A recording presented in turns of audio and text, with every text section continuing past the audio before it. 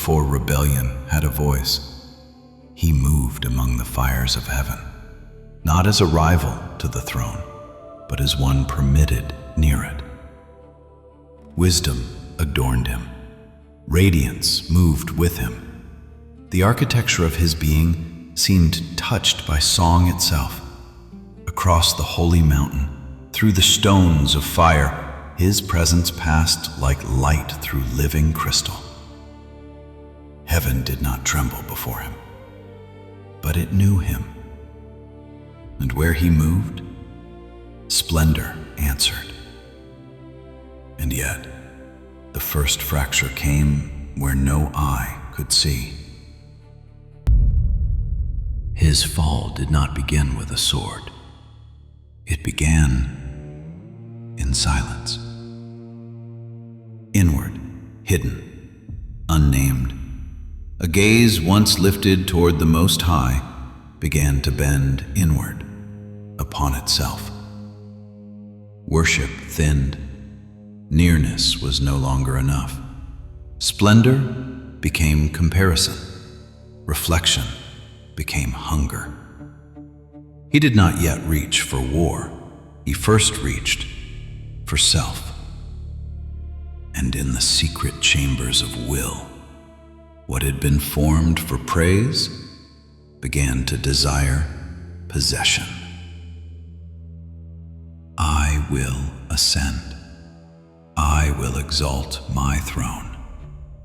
I will be like the Most High. What was conceived in silence would not remain there.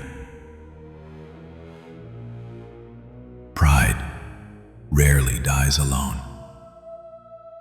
What grew within him began to move outward. The fracture became a voice. The voice became persuasion. In halls once filled only with worship, another sound was heard. Not open blasphemy, not yet, but the subtle poison of self-exaltation. Some listened, some hesitated, some followed. And what had once been harmony began to divide. He was still radiant. That was what made him dangerous. Splendor in rebellion is more seductive than darkness in its full form. Then heaven answered, not with panic, not with rage, but with order. Michael arose in the sorrow of obedience. The faithful host stood with him. What had been concealed was now revealed. Rebellion stood in the open. The heavens that had carried song now thundered with judgment. Rank met rank. Will met will. Light stood against corruption. And the one who had once moved in radiance now made war against the peace of God.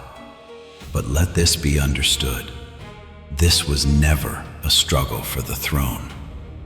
The throne was never in danger. And then came the sentence.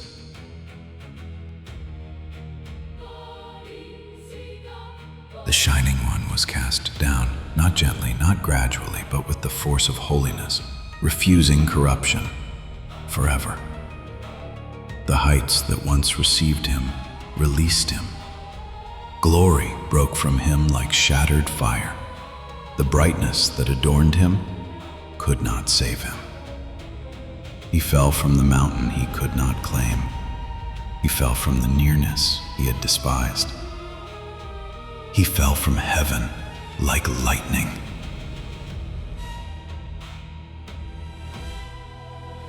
But the fall was not finished when he struck the depths. Rebellion does not remain content with ruin. It seeks inheritance. The one who could not ascend above God turned instead toward what God had made.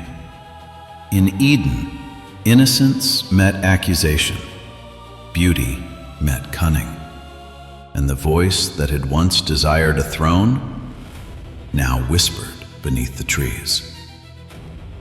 He could not dethrone the Creator, so he moved against the Beloved.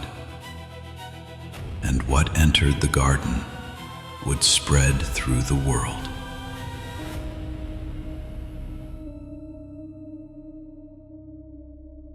This was the first great fracture in creation. Wisdom without surrender, rank without humility, nearness without love, form without obedience. And ever since, the same rebellion has worn many faces, in kings, in empires, in idols, in systems, and in hearts. The ancient fall was not only his warning, it became ours. Because nothing created can bear the weight of God's place. He desired a throne above the stars. He became a shadow beneath them. He sought glory apart from God. He became the great desolation of his own design. But above rebellion, above accusation, above every fallen power, the Holy One remained, unmoved, unchallenged, unshaken. For when splendor rebelled against holiness, splendor fell, and holiness remained. The heavens do not speak of him anymore. The stones of fire have cooled. The architecture of his being is a forgotten song. For the greatest tragedy of the fall was not the height from which he moved. It was the nearness he can never return to. And in that silence, God is all.